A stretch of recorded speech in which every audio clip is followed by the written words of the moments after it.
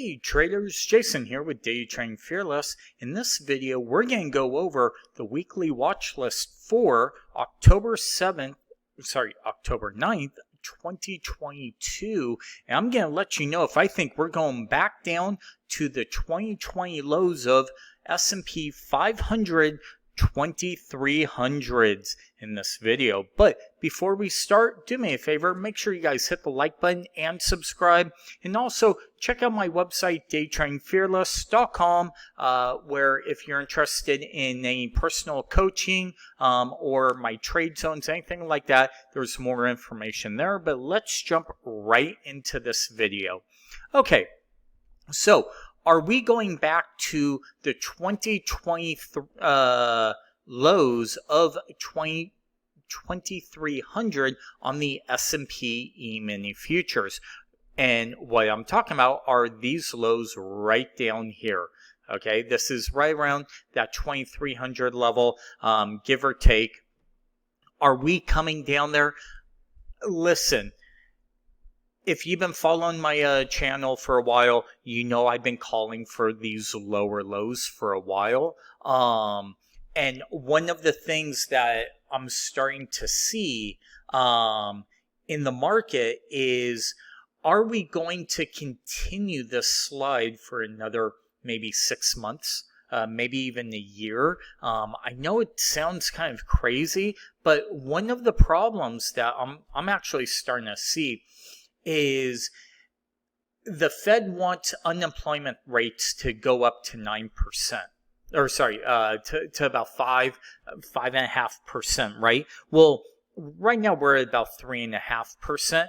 Today's job numbers, I'm filming this on Friday, were really good. We were plus 263,000, I believe. And so good news is bad news in this type of market.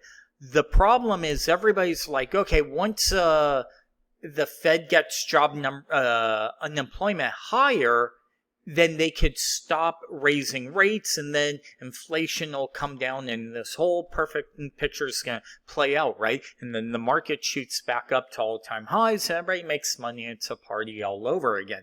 I don't think so. I've said for a while, I think we make new lows, and then that may be it. I'm actually going to pivot and actually say I actually think we may continue these lows for the next few months.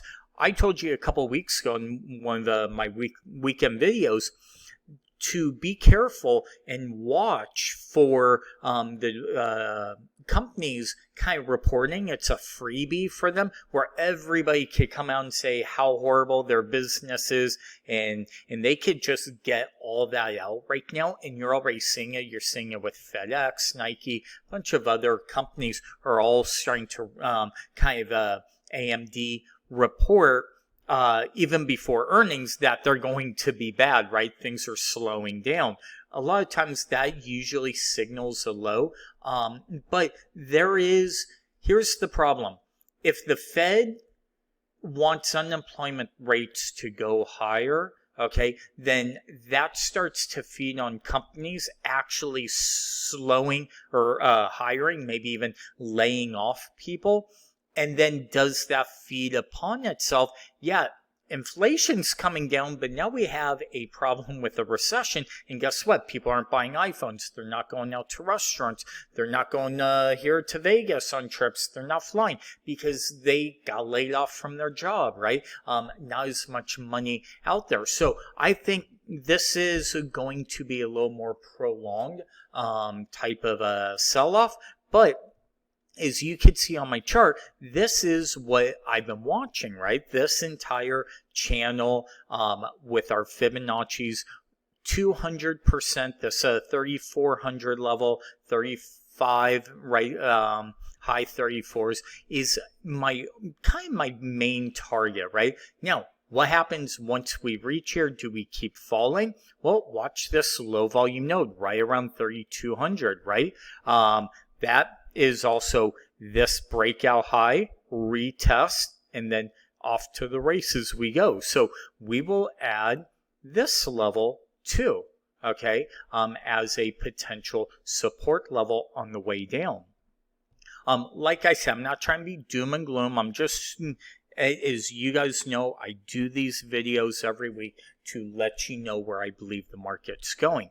Now, could we have rip your face off rallies like we had this week? Of course, right? Let's kind of hide these guys, clean up the chart a little bit. Remember, this is X marks the spot. Right here, where we have the 200 trend line and also this horizontal line, right, of that 3400 level, all right around the same level. But do we continue lower? Well, one of the problems is, check this out. Let's go back to the daily. Okay, and this was a massive bear market rally, and then next 3 days or in literally 2 days, we gave up this entire move almost, right? This is bearish price action. I would be surprised if we bounced. Now, I will say, okay, I'm going to throw a disclaimer on here. There is a divergence here. Okay, but what's potentially may going to happen is we make these new lows, have the RSI kind of make a higher low, and then we kind of have another massive rally all the way back up probably to this 50 level, or sorry, the moving average of the 50 period. But I don't think so. I think this just kind of keeps rolling on itself, right? We keep having rolling issues, if that makes sense, where it just, we maybe chop around, right? Chop around between this 34 to 3,800 for a while. That's something very likely that could happen too. So right now, I will say we are bearish. We're in a waterfall, right? 1, 2, 3, until proven different. The market is bearish. Even though we have divergence and all that, I do still believe we're going to keep making new lows. I think this 3,400, then we bounce. And like I said, maybe this happens right around as earnings start coming out. They're not as good, things like that. So enough for that rant. Let's carry on. Let's take a look at the NQ. But yes, I do think we're going lower. Do I think we're going to 2,300 levels on the overall market? I don't think so. But could we see the two handles, 29, 2,800 sometime next year? Yes, I do. I'm going to throw that out there. October. Was it? I'm filming this on October 7th. I'm going to say I won't be surprised if we see 2,900 print in the S&P Emini futures sometime in 2023. I don't think this entire thing's over. I think it's going to last for a while. Just we still haven't seen the pain that we need to see, and things like that. So be careful out there. Again, not be all doom and gloom.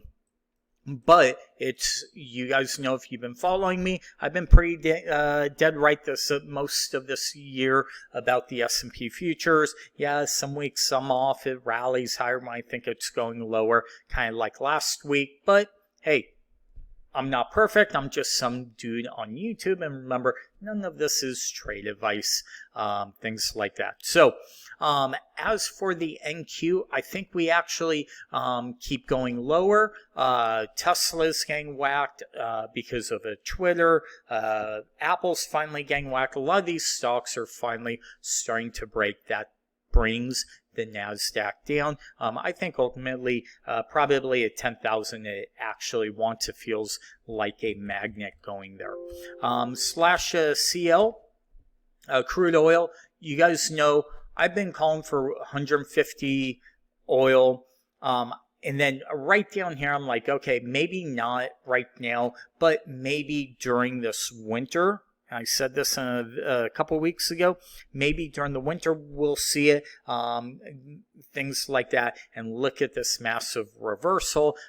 It looks like I'm going to throw that 150 back on the board right now because we're breaking out of this, and this is a very powerful pattern. Kind of a look below, fail, break out, go to the other end of it, and then break through. Yeah, we're going higher more than likely on crude oil.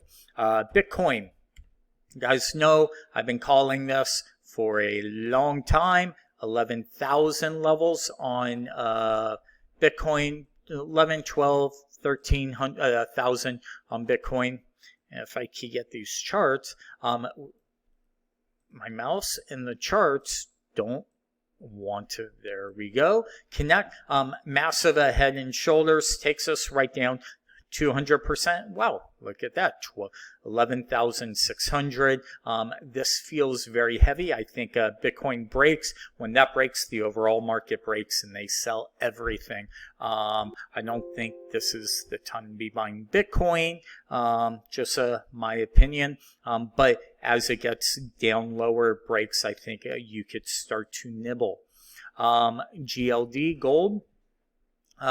Gold actually had a nice rally off the lows, still making lower highs, lower lows. If we could break above this 162 level, we'll call it, okay, we are now making higher highs and higher lows, and I would watch for a potential reversal in gold. Maybe the market sells off, inflation finally catches up to gold, and it actually gets back in line. Silver has been actually already making higher highs, higher lows. You guys know I've been bullish on silver, kind of made new highs this week from this kind of breakout pattern. So I think silver is higher. And then finally, Apple, AAPL. Apple, like I said, it's cracking, lower highs, lower lows, just a pain trade. Probably wants to retest these lows, and be careful with Apple. We could see those lows very quickly. Maybe there's a huge flush that would just kind of set the market into that free fall, into that capitulation state for a while. So just thanks that I'm watching.